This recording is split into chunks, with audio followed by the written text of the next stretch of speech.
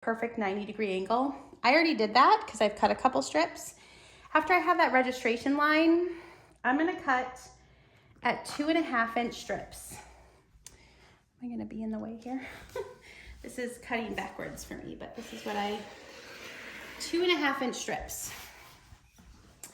For a quilt that is a throw size,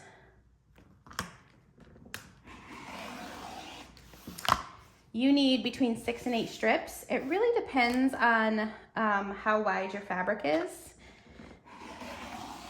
I think the sweet spot is usually 7 to cut. So that will take a little bit less than half a yard of fabric, or around half a yard of fabric.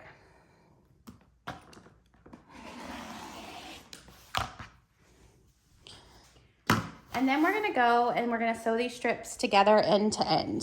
So we're gonna open them up so they're nice and long, and we're gonna sew them together. You could pre-cut a 1/4-inch seam here, but I usually just cut that off after. So let's go to the sewing machine and sew all of our strips together.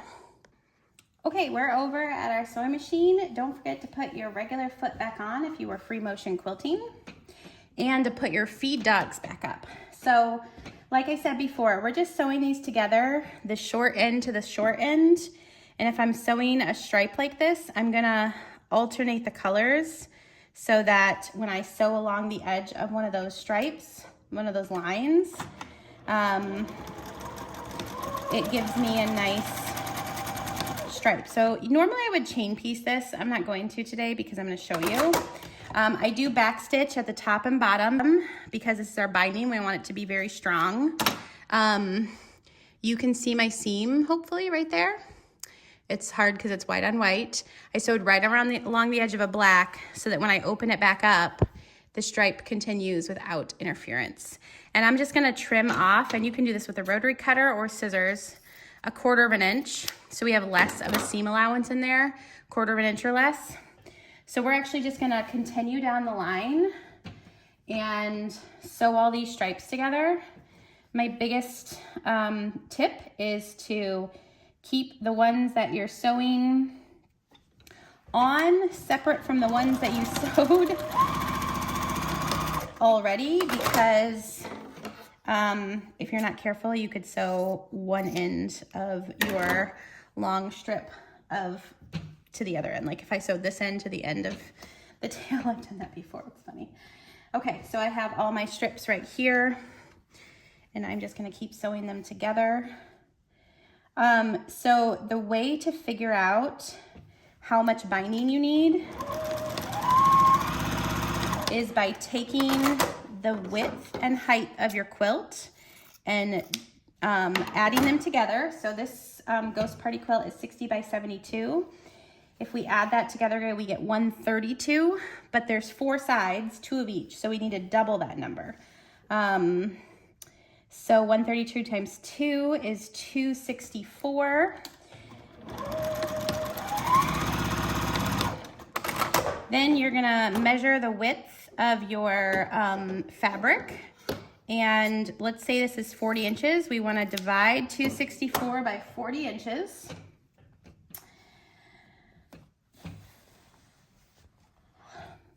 Which I'm gonna need a calculator for that. We can do this. 40 plus 40 is 80. So 4 40s is 160. Plus another 80 is 240. So that's 6. And so we're at 264 that we needed, so 7. So I cut the right amount. So I would need 7 lengths, and we'll definitely have leftover, but that's the minimum I would need to make this work. So that's kind of how you do it. A calculator really helps with that. So you add all 4 sides, the dimension of all 4 sides of your quilt to get the total length around. And then you divide by the width of your fabric that you're cutting into binding, and make sure to account for that seam allowance as well. And that's how you get the length of binding you need. So it's always good to know. So we have a really long line of binding now. Let's this out. So we have this really long line, so we're gonna go to the ironing board. Okay, so I'm gonna take my ghost party off. I was just hanging out over here. We might need that later. So I have my really long line of fabric here, and we're gonna fold it in half. Okay, every time we get to a seam, we wanna press it open. You can do this all at the beginning, or you can do it as you get to them, as you fold it in half and iron. But we wanna press them open because we want as little bulk in our binding as possible. Basically what you're gonna do is fold and iron this in half like this all the way down.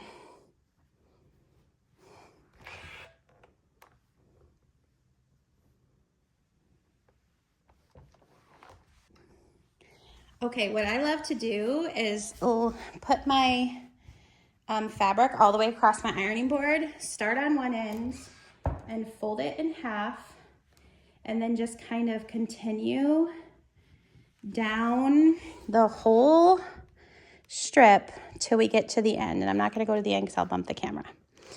And then I can slide it all the way down and then just keep doing that.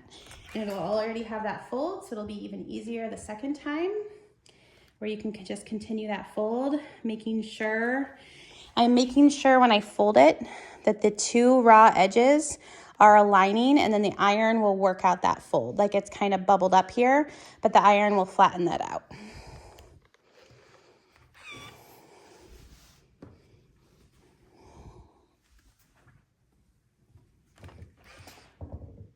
I'm gonna go down the whole bit of binding, and then I will be ready to sew the binding onto the quilt.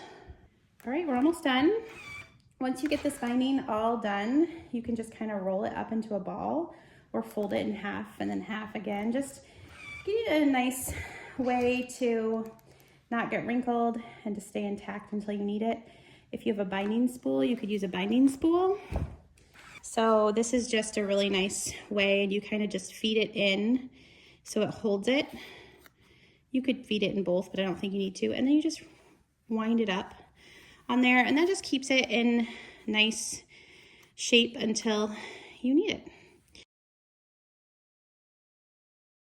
Okay, we're gonna bind a quilt. I'm gonna show you how to sew it onto a quilt and then do some hand stitching. Typically I start on a side or the bottom, but most often a side. Somewhere in the middle, you just want to get your edge ready. You want to sew it on a 1/4 inch away from the edge, and you want to leave a 6 to 8 inch tail before you start your stitches. So if I start my stitches where I put my foot down, I will have that up here, and I will start my stitches somewhere around this area. I always put my needle down when I start, and pretty much you just sew. I do a back stitch at the beginning and end, probably not horribly needed, but I do that. It's very simple to sew it on. You're aligning the raw edges of your fabric. There should be 2 of them. The folded edge is pointing away, and the raw edges are aligned together on the side of your quilt.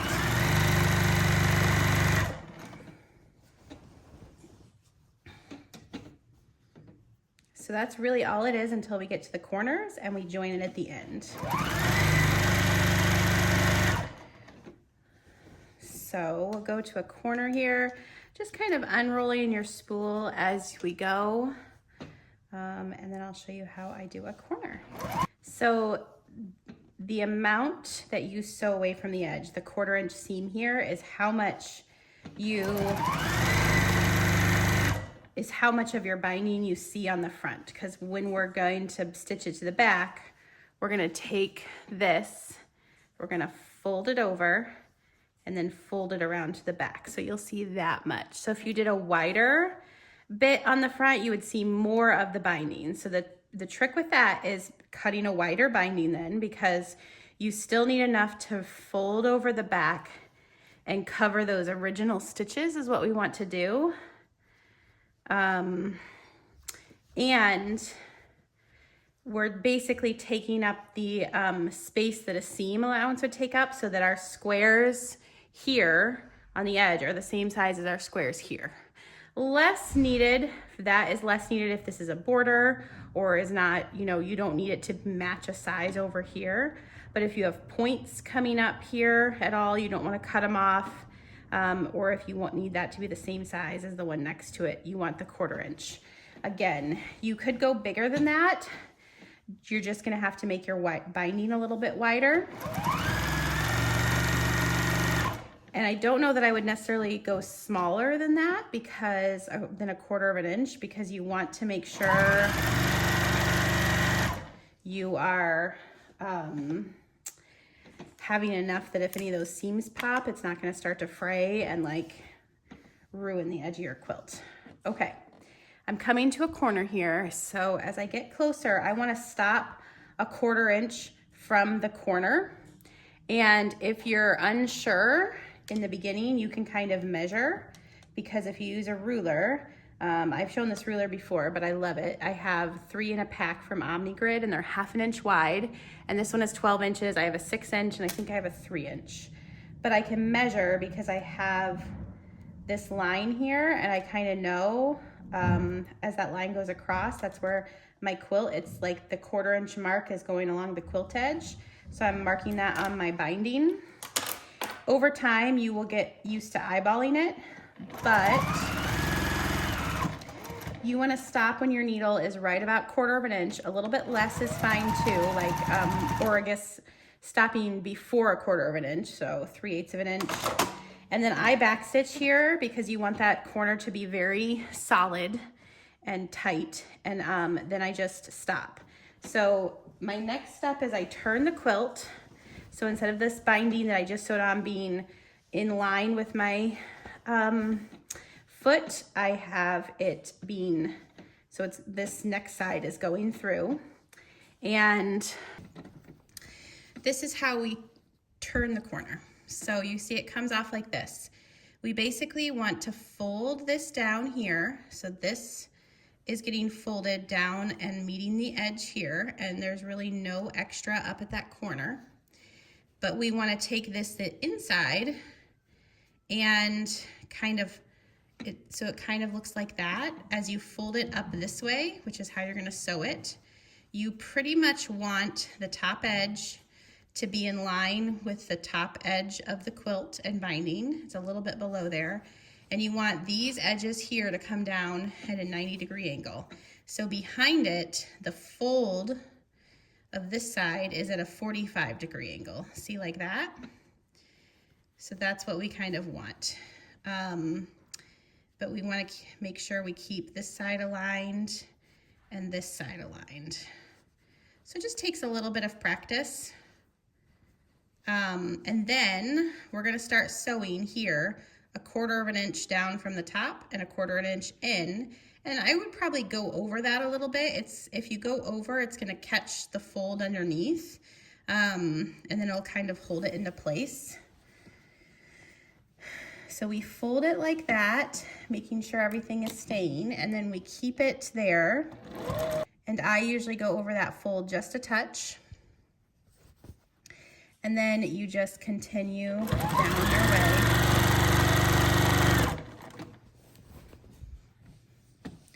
And continue sewing all the way to the other side and do that again. We are back to our second corner, and I thought I would just share that fold and that corner again because it's always good for repetition. So you're sewing on your binding at a 1/4 inch. I can feel the edge of my quilt underneath my binding, and I know it comes to this stripe right here, which is the amazing thing about these stripe fabrics for binding. So to me, that means I want to stop 2 stripes before that line, somewhere right around there, and backstitch, and that's about a 1/4 inch from the corner. As I pull this back, you can see I've got about a 1/4 inch between the corner and the edge. So then we're gonna shift the quilt top, just making sure that string doesn't get lost. and we're gonna do our fold. So again, I'm pulling the side of the binding down, just it travels along the top edge and then it travels along down the side. And to make that fold work, I want this extra fabric here to kind of form a point, and I'm gonna shift it up and have it go along the top edge, and then it comes down at a 90-degree angle here for that side. And that allows me to have kind of this little flap here after I sew. So I'm gonna hold that in place. You could pin it if it feels more comfortable, and I'm gonna start sewing about a 1/4 inch back from the top. And I am gonna go over that, you can kind of feel underneath with your foot because it's a little bit thicker, and with your finger where that angled fold is. I'm gonna go over that like 1 stitch maybe and do a back stitch because I want that corner to be very strong and secure. And let me sew up a little bit here, and then I'll show you what that corner looks like. My sewing machine is very fast. It is a Juki industrial machine, or I guess made, it's not electronic, it's mechanical, so it's made to be more industrial, not like a super industrial machine.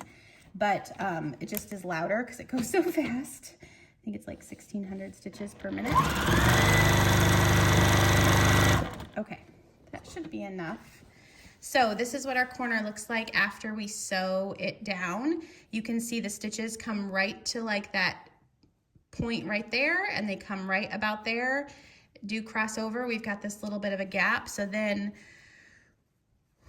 when we are folding our fabric over to the other side, we are going to kind of use that fold to make this very nice kind of 45-degree angle there.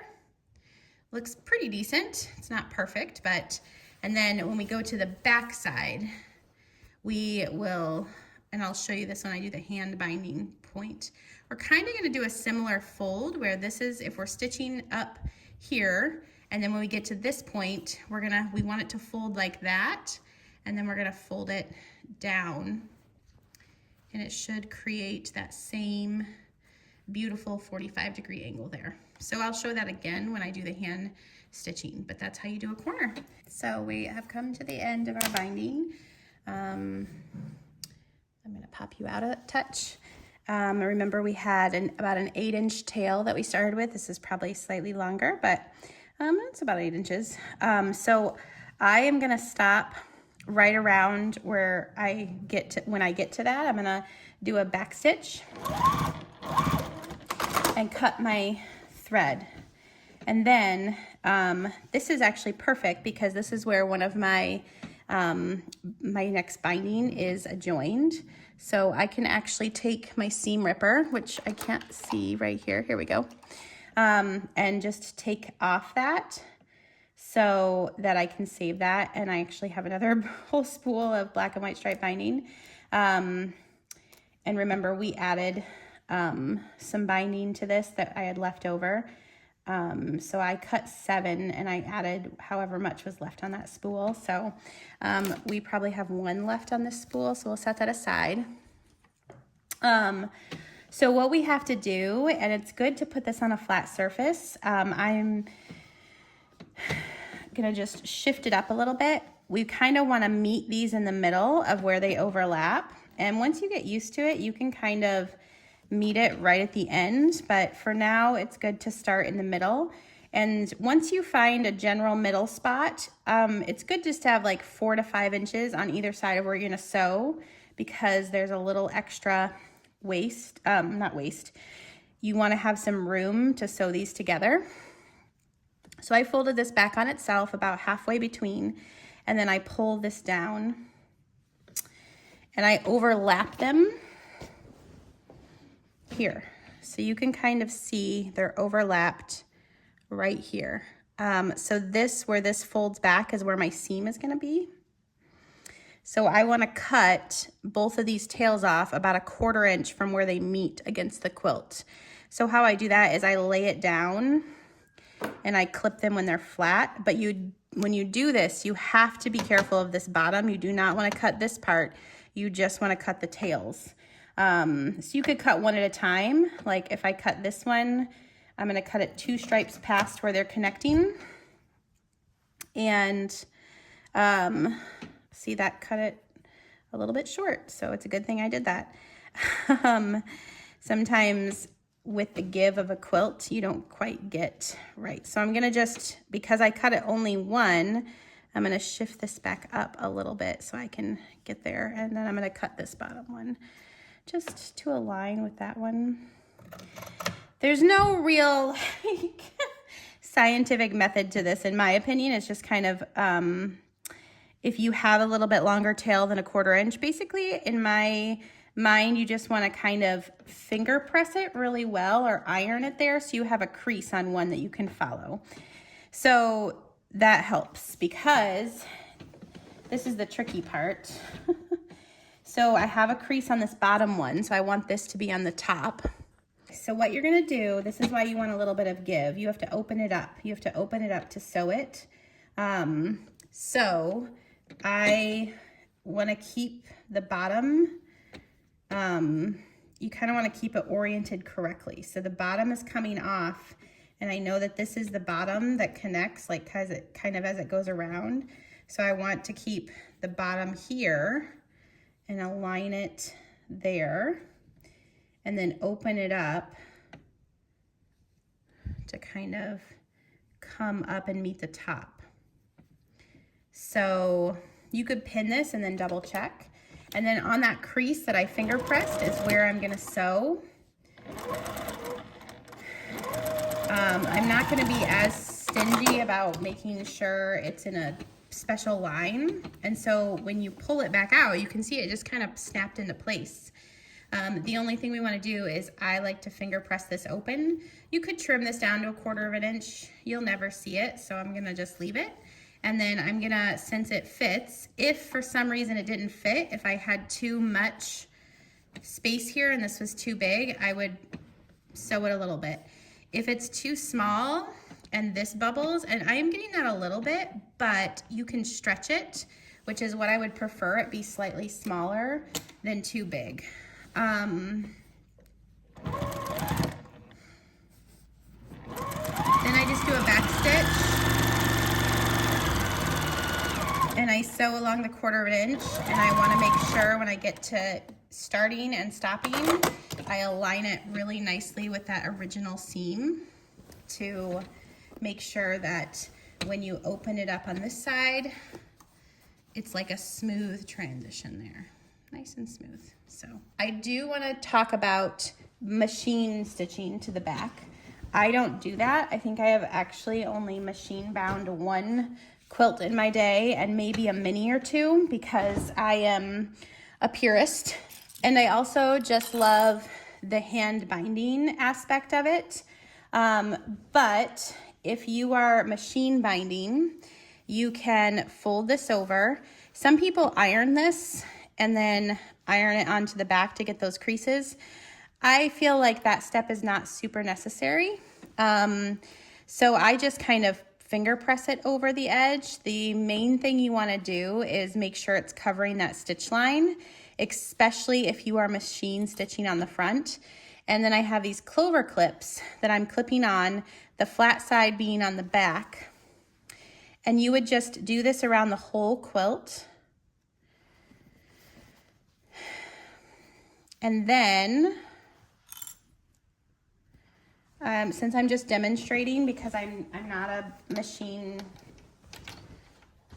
stitcher for this top stitch, I know some people, when they do it by machine, they do it on the opposite. So they sew their fabric to the back, like I just did, and then they fold it over to the front and do their top stitch on the front. I don't know why. Maybe just so if they can see it better.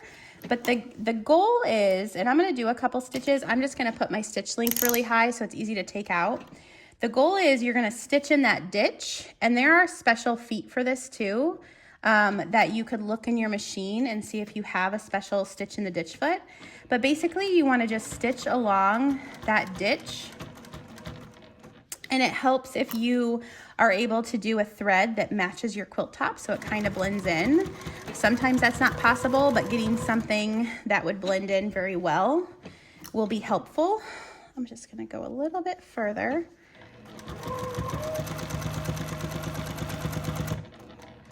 Okay, so that's stitching by machine. It's faster, I'll admit. So it's stitching in the ditch, and you can barely see my stitch line, and probably after it's sewn, you really wouldn't be able to see it. Like, I can see it, but, and then on the back, see how I caught the binding because it's wider. But this one you do have to be more careful that you are really doing a nice fold over so you do catch that edge, because you can see here it's a little bit smaller of an edge than down here. I've got a little bit bigger of an edge. With hand binding, we're not going to see a stitch there at all. We're going to actually stitch in that fold and stitch it down. And I just love it. It's a cathartic process for me, and I love the look of a hand stitch binding. So that's our next step in the video. So I would just say, when you are machine binding, still do your back stitch at the beginning and when you come around to the end, and then you're still gonna do your corners pretty much like I showed it before, but when you're clipping for your corners, you wanna do that same thing where you turn it over and you're clipping along the way. Oops.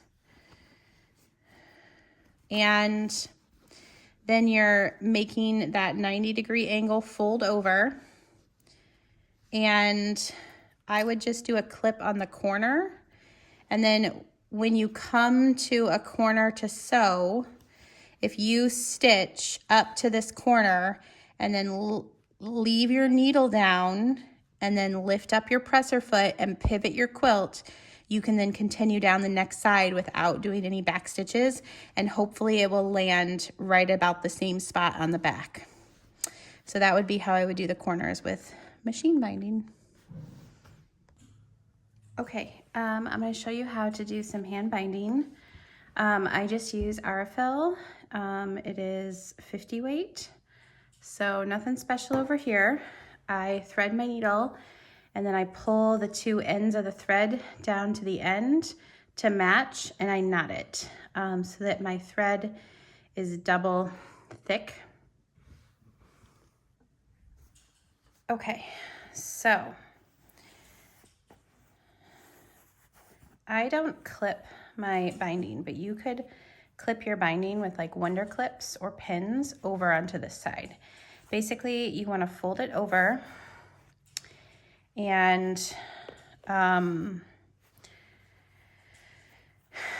fold it over again to get to the back, and we're going to stitch right in this folded edge right here.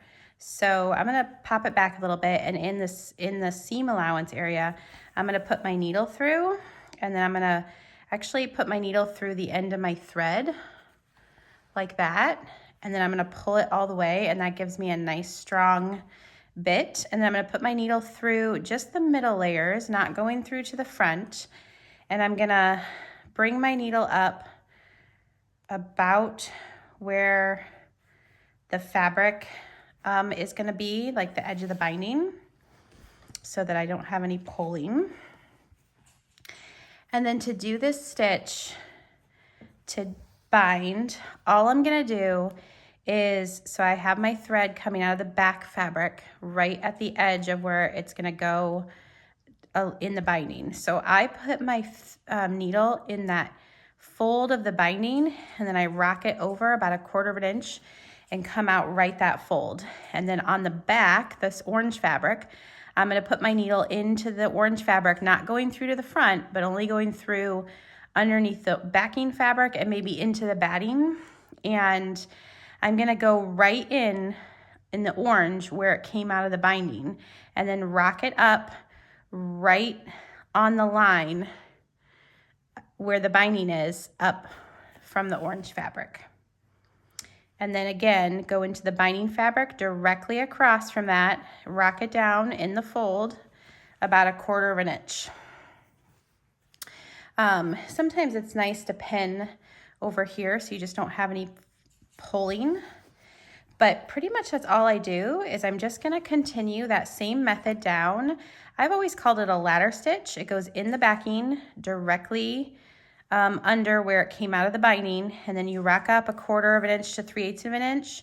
And then I'll do multiple stitches before I pull the long tail through. So I go back in to the fold of the binding, rock it down into the backing, rack it up, and then I'll pull everything through at once. And it gives you a pretty much invisible stitch there, which is awesome. That's why I love this so much. Now, every about 1/4 of an inch to 3/8 of an inch is where you want to come in and out. And you just want to be careful. Like, I have my finger on the front, right about where my needle goes in, to make sure that I don't get the needle into the front of the fabric. And it helps kind of give me some pressure to rack that needle back up. But again, I am going directly into this fold, straight on, and then rocking it over. I'm not going down. Some people will go in from the top here, but then you'll see a little stitch. Totally fine. I just prefer to have a very invisible stitch, and I'll take it a step further.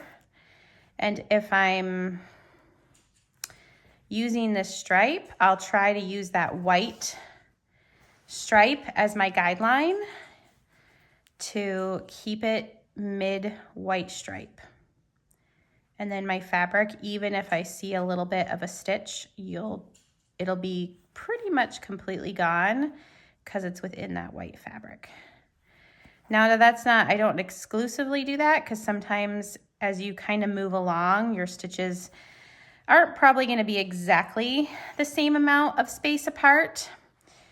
So it can shift, and you might have to put it in the black occasionally. So I got a little loop here from my thread, because I have the 2 threads. So that little loop, I just kind of test to see which of the 2 threads pull.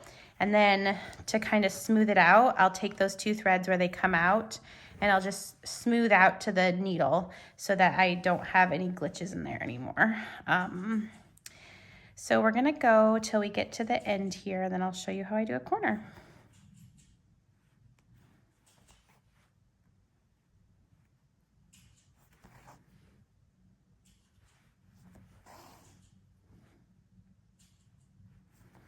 You do have to be a little bit careful when you're going over the stitching, the quilting stitches on the edge, because it tends to, push the fabric together, and you don't have as much give there.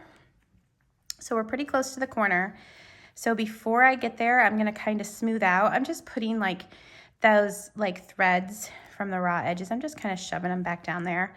So we want to smooth our binding straight, and then we kind of get this angled edge here. And then we want to come and fold that while holding these 2 together so we don't have any give. We kind of want to fold that edge over. And I like to fold it over down here a bit and place a pin or a clip just until I get around this corner. And then we can kind of play with this corner to make a nice 90-degree. And if you need to put a pin in there to hold things in place, it's a great time to do that. I like that point of that 90-degree to come and meet this spot here. And it's tricky because you're gonna go up that seam, so you have to kind of play around with where you want your needle to be. And then I take and I continue down until I get there. I'm gonna come up, I wanna usually come up from the actual backing right in that corner, and you might have to kind of use your finger to guide that a little bit, but I wanna come up right in that corner if possible.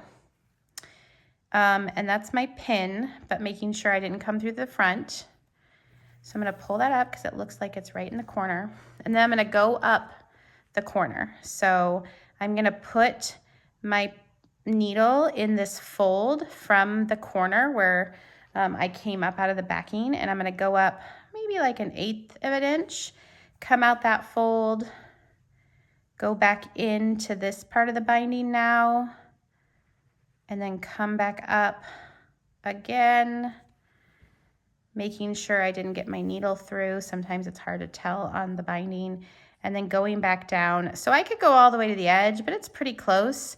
So I'm actually gonna bring my needle back down all the way, if possible, to that corner again. And then pull that tight. So my binding is now sewn at a 90-degree angle. Now I'm not gonna sew this side because this side is much smaller and that's where it's sewn by the machine. It's just a little bit and there's not really anything you really need to sew. The reason I sewed up that over here is because it's thicker, it's wider, and so it could have a tendency to unfold.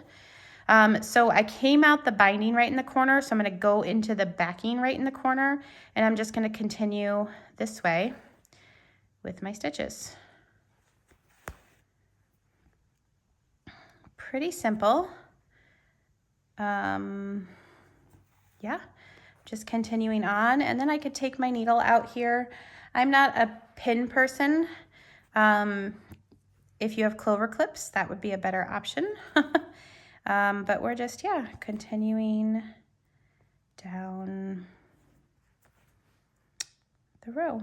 Every so often, you just want to shift and make sure this is folded fully over, kind of finger press it if you don't have wonder clips or it pinned, just so it stays, because if you don't do that, it has a tendency to kind of like angle up, and then you'll get here stitching and be like, it has to pull down farther. So there's a benefit to clips or just ironing it in place if need be.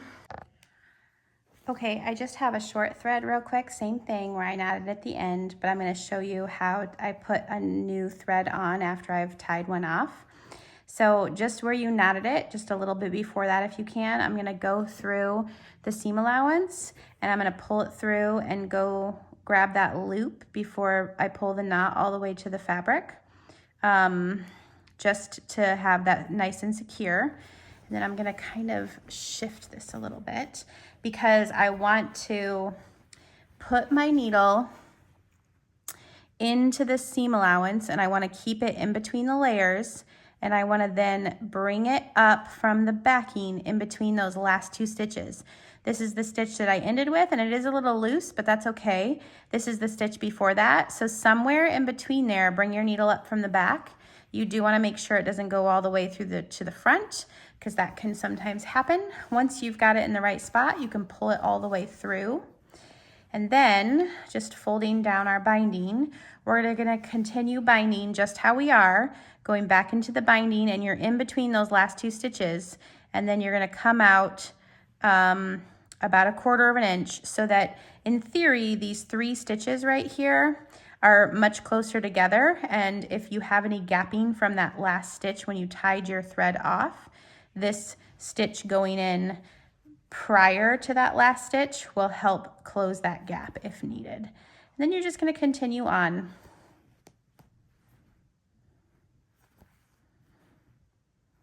Don't forget as you're moving down to, if you don't have it clipped or pinned already, to do a little finger pressing again so that you don't skew your binding out of the way.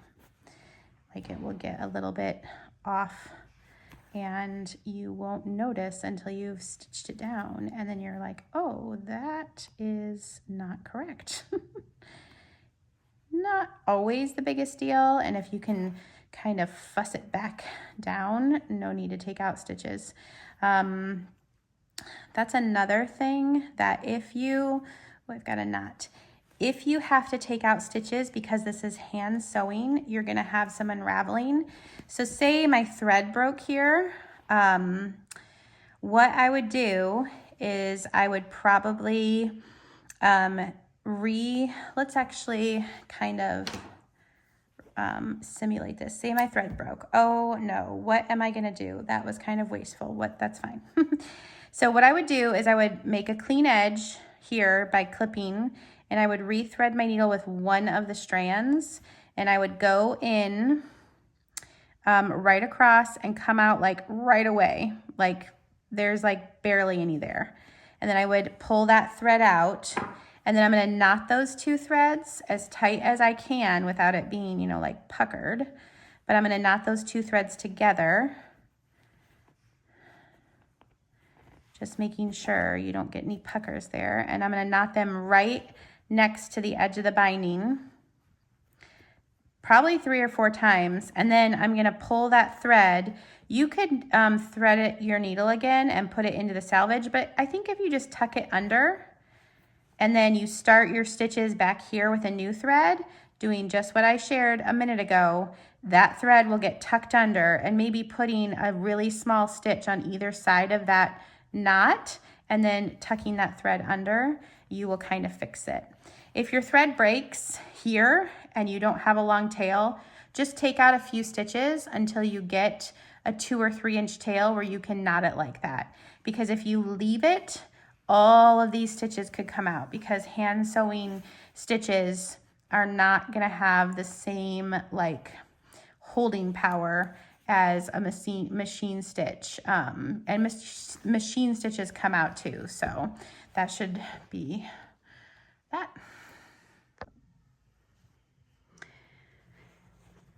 I am almost to the end here, so I wanted to show you how I finished off binding. So I'm actually just gonna finish those stitches until I get to the end. And just doing the same type of stitch. My stitches have gotten a little bit bigger as I'm binding this whole quilt, but not a big deal. Okay, this is where my first stitch is. So we're gonna do one more in between there. And then I'm gonna come out, I'm right next to that stitch. This is where the stitch is, right here. This is where I'm coming out. So I'm gonna go past, and I usually like to go into a section on the back of my quilt or the binding that the thread matches perfectly with. So I'm gonna come up over in this white section, and I'm gonna do one of my knots where I'm gonna put my needle in my backing and come up, and there's only grabbing, can we see that? I'm only grabbing a tiny bit of that backing fabric, and I'm pulling it up, and then before I close this loop, like pull it all the way through, I'm gonna put my needle through that loop and pull it. It's like a little knot. And then I'm gonna put my needle back into the backing, and I'm gonna kind of tuck it. It's kind of coming up at an angle. See where that needle's coming out? But I'm not gonna have my needle come out. I'm gonna stay within between the backing and the quilt top, making sure not to go through like that. I'm gonna pull that back out. And just kind of going along the binding, kind of along the edge of the binding, and I'm gonna come out down a little bit, about the length of my needle. I'm gonna pull it up and out, and I might do another little knot here, or I'm just gonna kind of go back instead of going forward. I'm gonna go back into the backing again, and then kind of come out farther down. This is kind of like, just kind of like a loop stitch. You could come out right in front of a stitch. So there's a stitch right there, and I'm coming out right in front of that. Oops. I kind of came through the batting, not a big deal. I'm gonna go right back in, and I kind of do this several times just to like have extra thread in my binding after that first knot. And then I get to the end of my thread or the end of the binding, and then I just cut it off. That's pretty much it with that one knot. And there's all this extra thread in there. I've never really had a problem with it pulling out.